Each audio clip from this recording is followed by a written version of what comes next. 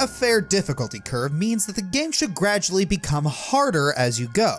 Some curves are higher, some are lower, but both are still consistent. Then you get to the difficulty spikes, in this case ones that take the form of bosses. These are unusually hard, as in they are noticeably harder than what comes before and after them. Now, because of the ability to grind, judging the difficulty of an RPG boss is, for lack of a better word, debatable. So, in cases like that, we'll judge an RPG boss by how much preparation you usually have to do beforehand, including grinding time. Now, make no mistake, this is not a hardest boss list by any means. Most of the bosses who appear on here are not the most difficult in their respective game, but they can take you by surprise when they curb stomp you. With that out of the way, let's get started.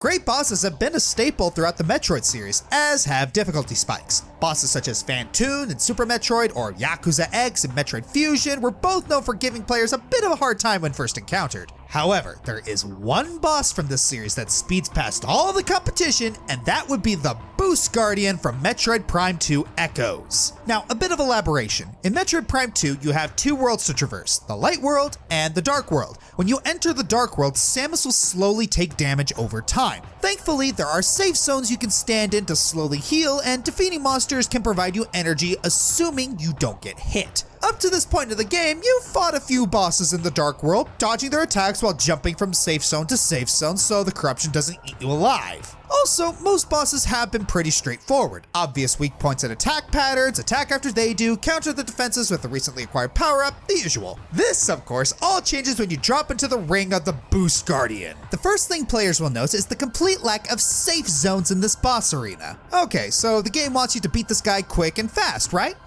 That seems doable, especially because he occasionally spawns mooks that give a little energy.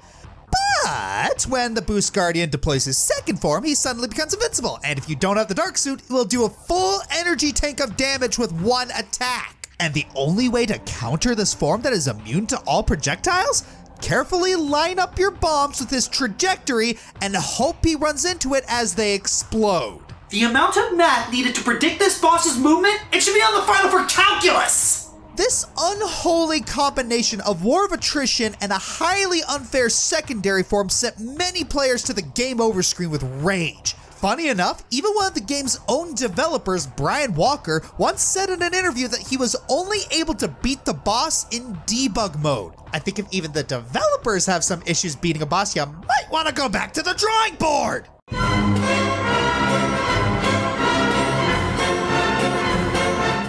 What's the one thing that's more frustrating than a difficult boss fight? How about one in the form of a puzzle? Oh, my favorite. Up to this point, Mega Man 2 has actually been a pretty decent game. Catchy music, weapons aplenty, and pretty consistent boss fights.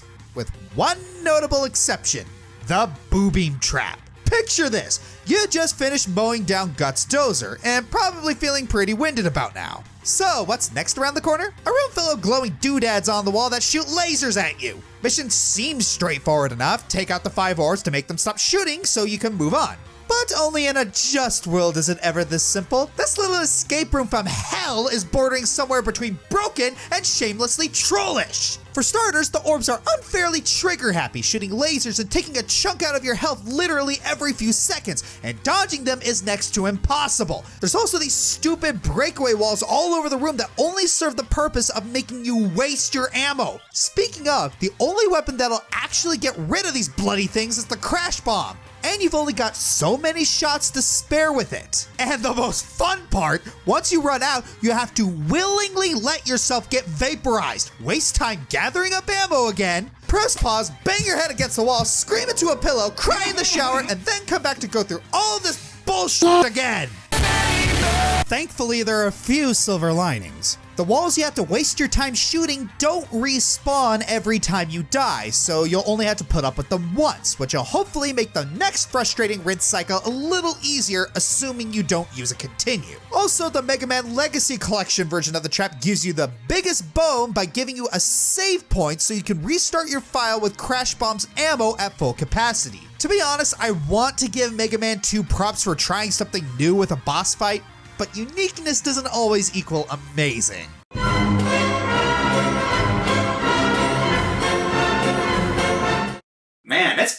So long since I've talked about Kingdom Hearts, huh? So long. While the organization is where the real brawls are, one of the novelties of the Kingdom Hearts franchise was being able to go toe-to-toe with some of our favorite Disney baddies. These typically range from disappointing and broken to amazing and kinda cathartic. And a select few are merciless to try and face up front without a plan. One fight that definitely gets the heart pumping is in the first game when you tussle with the Mistress of Evil herself, Maleficent. Her normal fight is fairly straightforward. She towers above you on a floating platform, so you just gotta somehow reach her, knock her pedestal down, or just use gravity, even for a moment, and just wail into her as much as you can. Also making sure to be wary of her tossing spells and the occasional goon at you. So you managed to beat her down. Happy ending, right? Oh, what a world we live in if it was ever that easy. Now shall you deal with me and all the powers of hell! Immediately after that, Riku helps give her a little boost, and she is ready to unleash all the powers of hell in her terrifying dragon form. And she cranks the fight dial up to 11, 20 at best! She'll snap at you with her jaws, swipe at you with her claws, pound you with magic, and of course, burn you to a crisp. Her enormous size does nothing to slow her down. No, it only makes her attacks almost constantly unavoidable. And because there's almost never a telegraph on when she's gonna attack, you can't risk standing still even for a moment. Defeating Maleficent Dragon isn't impossible, but woof, you are in for a time. Yes, Riku Ansem is hard because you can't use your partners for summons. Tinkerbell. But unlike Riku Ansem, she can't be stunned, flinched, or staggered in any way. What you see is what you get. And the normal strategy of walking and dodging while trying to plan attack patterns, yeah, that won't work either. The mere act of Maleficent turning her nose at you will take a chunk out of your health, and possibly even push you into the fire. Simply put, everything Maleficent does is extreme. For better or for worse. So the best advice I can offer when taking on Dragon Maleficent, plan ahead. Before you go into the fight, before you even fight normal Maleficent, before you even put the game in, strategize ahead of time. Think about who you want in your party ahead of time. Beasts may be more helpful than you think, and consider which summons would help you best. Tinkerbell, Have that all figured out beforehand, and you'll hopefully stand a lick of a chance against the spiteful bulldozer of a boss fight.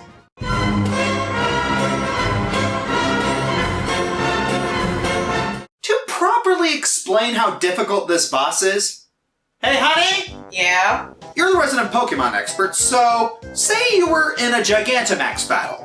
What would you say if one of your Pokemon got confused, poisoned, and leech-seeded? I mean, that would be annoying, but I mean, it's not the end of the world. You can always switch out, especially since confusion goes away immediately. I see. What if all three of those effects were done to all of your Pokemon by one attack? No.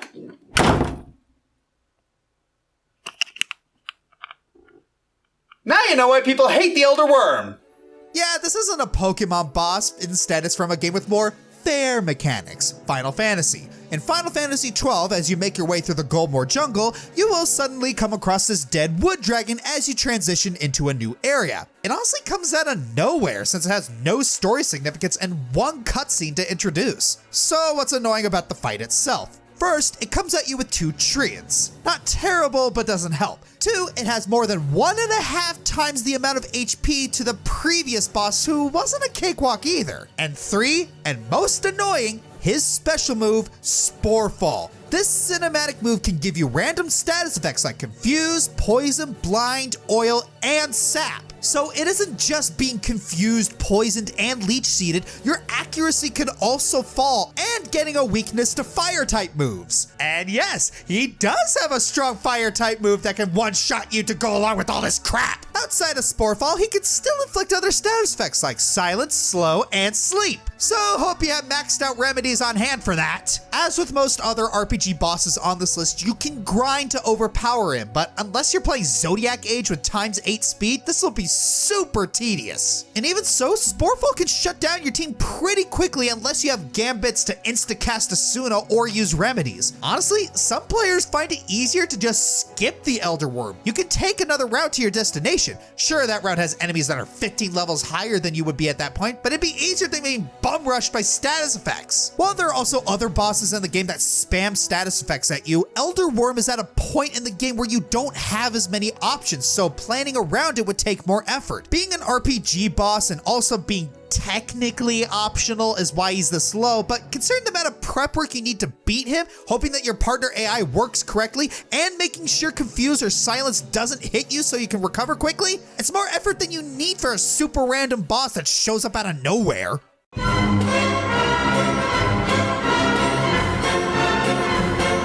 The Pokemon series has a loose interpretation of bosses, legendary titans, villainous organizations, and in this case, gym leaders. Each one of them has their own unique gym style and battle techniques, some better than others. Honestly, I could probably make a whole list about the gym leaders. But it doesn't really seem like my thing.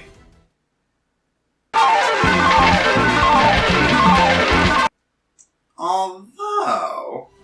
But for now, I want to give special attention to one particular leader that surprisingly has more trouble than she seems. Whitney from 2nd Gen. This perky, pink-haired lass is in charge of the Goldenrod City Gym and specializes in normal Pokemon. Normies aren't particularly heavy hitters, so it doesn't sound like too much of a challenge, right? You poor, fragile Homo sapiens. Yeah, no, she is arguably the most frustrating gym leader in the Johto region. Her Clefairy could be problematic because of Metronome, but the real challenge is her literal beefy tank, Miltank. First off, this thing has ridiculous survivability. It's a normal type, so it's only weak to fighting type moves. But to offset that, its defense and HP stats are well above average. So even if you manage to find the guy at the Goldenrod department store and trade for his Machop, its attacks still won't produce the normal significant effect. And because Miltank has Milk Drink, meaning it can heal any scratches it takes, it's like you're fighting Snorlax and Chansey at the same time. Oh, but the most frustrating part is Miltank's offense. Not only does it have Attract, a move which will make your Pokemon fail to attack 50% of the time if RNG decided your Pokemon should be male, but it's also got Rollout, a brand new Gen 2 attack that no one expected it to have, because why would a normal type gym have a rock type move? Rollout, if you don't know, doubles in power every time it's used in succession. That means it doubles from 30 to 60 to 120 to 240 to 480. That's over 3 times as strong as freaking Hyper Beam! Yeah, while its attack stat is average, this pudgy cow has an unusually high speed stat, meaning it will more than likely go first and use Rollout. You're too slow! If you don't stop the rollout or cause it to miss with Sand Attack, Miltank will literally steamroll your entire team. This is especially bad if you already have a flying type at this point, since they're weak against rock type moves, and Arceus help you if you have Cyndaquil as a starter, like I did.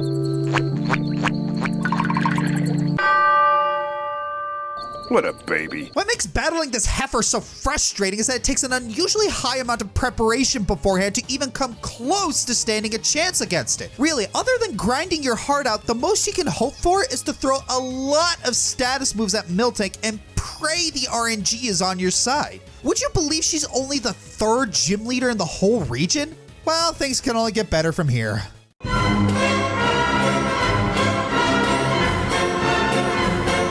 Remember how broken Matador was in Persona 5? Well, imagine being on the receiving end of that. Right off the bat, the biggest problem with Matador is his signature move, Red Capote.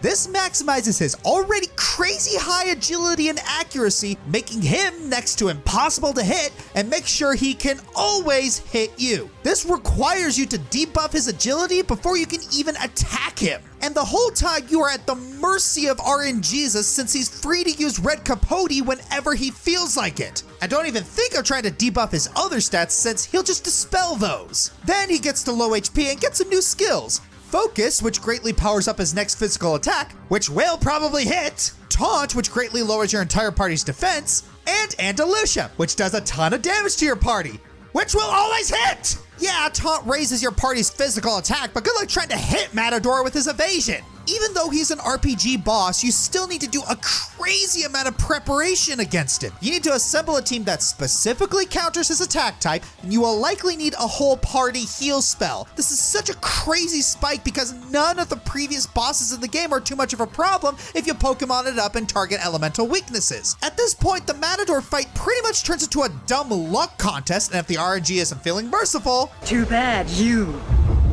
will die.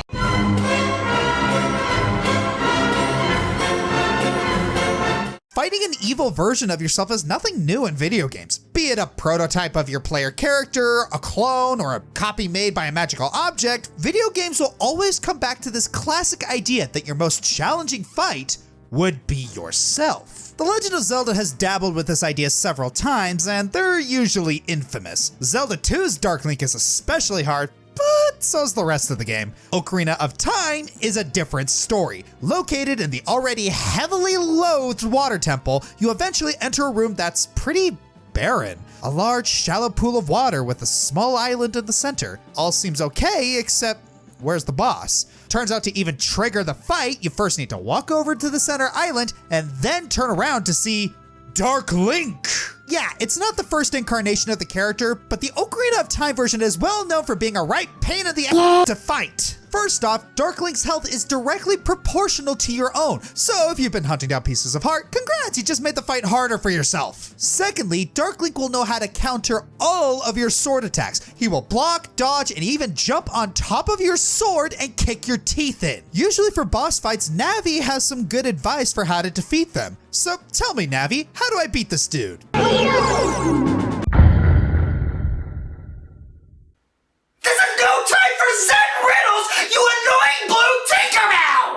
What you have to do is try and fake out Dark Link and then attack him with either the Big Goron sword or the Megaton hammer, two objects that the Shadow can't copy. However, finding the right trick to beating this bot proved too much for many players, resulting in many just giving up and solving the issue with my go-to method, fire!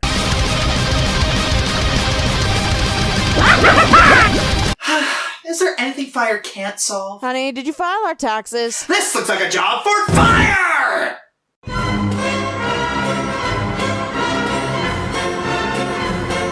Dragon Ball Xenoverse is another Dragon Ball game where you spend time going through all of the events of Z with a fine-tooth comb. Well, more like running your fingers through it. But this time, you get to play as a created avatar to try and stop evil forces from ruining the DBZ timeline. The battle system is similar to Budokai Tenkaichi, where you're in a 3D arena fighting enemies in teams, but with more RPG elements than fighting game mechanics. Well, towards the end of the game, the God of Destruction Beerus and his attendant Whis show up saying they want to destroy the main villain. But that could result in the Time Patroller base being destroyed, so the Time Patrollers want to handle it. Beerus says he'll let them if they can defeat him and Whis in battle. Yeah, no. Honestly, this battle can be summed up in 2 words. Super Armor! For those who don't know, Super Armor makes enemies not flinch when hit, which opens you up to free, sometimes very powerful attacks. This makes some battles hard, but eventually, with some timing and a little luck, you can power through Super Armor and get some good hits in before it recharges. Here's the problem. That tactic will eventually work against a single foe. Try putting 2 foes together with that, and they're both gods with god tier abilities. Well, one's an angel, but you get what I mean. Besides their super armor, they also warp, launch large super powerful balls of energy, and can multi-combo you to death if you're not careful. Okay, yeah, you do have a partner with Time Patroller Trunks, but that's moot because even with Super Saiyan 2, you will be quickly and easily defeated. So now you have 2 near invincible guys to fight on your own. Even if you manage to bust one guy's super armor, the other guy will bum rush you, and then the super armor you just broke recharges. Yes, this is technically an RPG boss, but level doesn't matter when you're barely doing damage to them or not stunning them due to their super armor. Even going to Saiyan as your class and using Super Saiyan 2 won't work. Plus, most of the story after is nowhere near this hard or frustrating, and you spend the rest of it fighting super-powered versions of all the show's villains. Seriously, fighting 2 people with super armor. What are they thinking? Cut! I don't know, we need to save that for the end.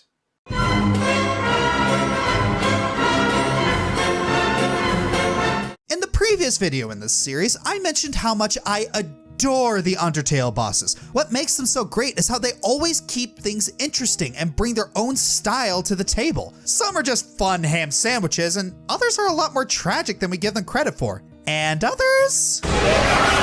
Nope. And then there's Sans, Papyrus's laid-back squat brother. Now, on the surface, Sans isn't really that threatening. He's actually lazy and passive in a meta sense. If you go pacifist or neutral, he won't give you any trouble and can actually be a pretty helpful ally. However, if you embrace your inner demons and kill the other bosses, well, I believe he puts it best. He ends up becoming the last boss of the genocide route, and he isn't pulling any punches. Right off the bat, he slams you with a barrage of attacks before the battle officially even starts. You'll probably die like a half a dozen times in this segment alone. Next, you legitimately can't hit him. He'll just keep dodging every attack while you land while he gets to wail into you. And yet you still have to attack because it's the only way to progress the fight. To really survive, you have to memorize his attack pattern or he will wreck you. Of course, that's easier said than done because Sans will go so far as to break the game's reality, if one even exists, just to spite you. And if he offers mercy and you call his bluff, yeah, that's a bald-faced lie. Sans has no chill, and you're not getting out of this until the fight's over and you suffer for all the blood you took. And if in the off chance you survive his monstrous final attack, what's his grandiose special move he's been boasting about? Complete and utter apathy. He just stands there, out of breath, and keeps you from doing anything, unless you wait for him to fall asleep. Thankfully, after that, all you have to do is just reach the fight button and then, bam! One attack is all it takes to end this madness. I know I'm too young for a pacemaker, but after this one, wouldn't hurt. With Sans being the final contender of the genocide run, it's clear this was supposed to catapult you through the ringer to compensate for all the no-nos you did up to this point. But here's the thing, intentional difficulty spikes still count. You definitely get your money's worth after all the damage you caused. For the record, I'm not going to be one of those guys who's going to preach about which run you should take, because face it, half the fun of a video game is making your own mistakes and seeing what happens. That being said, just take this as a word of caution. If you do go for the genocide run, Sans has no time to take it easy on you, so you better be ready if you want to avoid being curb stomped. So, what boss is deemed worthy of the biggest spike in difficulty on my illustrious countdown? That stupid pig! So, you go through Diddy Kong Racing and fight a myriad of other bosses in racing matches, and then Whizpig comes up and says, "You can't beat me." And honestly, he's right. Even though he's just running, he's way faster than he should be for a giant pig. In order to beat him, you require perfection. At the very least, you need to hit all of the boosts. And with the slower characters, you need to time it to max out your boosts. Of course, it still isn't that simple. Whizpig is so large that if you boost into him, you can get knocked back. And if you get knocked into the water, well, say goodbye to your already slim chances of winning. Okay, I know this is the final boss, but I have two reasons to keep him on here. One, he is stupidly harder than every other boss in the game. And two, the second stage of the boss is actually easy. Yes, the actual second form is a plain stage that's much more chaotic, yet considered much easier than the first phase. So he's a giant pig that runs faster than a car and is harder to beat than when he's riding a missile. What the what? While other bosses on this list are harder in other ways, and while there are definitely harder bosses in general, Whizpig perfectly represents how bosses could spike suddenly without any warning, forcing the player to adapt and win or give up in frustration because they couldn't handle the spike. And considering he's the second to last boss race in the game, makes this even worse. I'm the Fiery Joker, and the boss countdowns keep coming. Next time we're going to be looking at bosses that are hard to beat, but not because you can't. Oh yeah, I need to do that.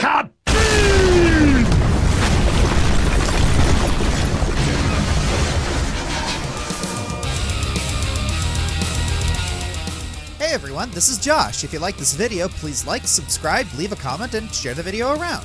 Please check out my other social media like my Twitter, Twitch, and Tumblr. Consider checking below the video and donating to my Patreon, Streamlabs for my merchandise, or becoming a YouTube member, and you'll get rewards like this. Our name shoutouts come from Luigi.exe Poorman, Sonic Cody, and Misty Phantom. Thanks for watching.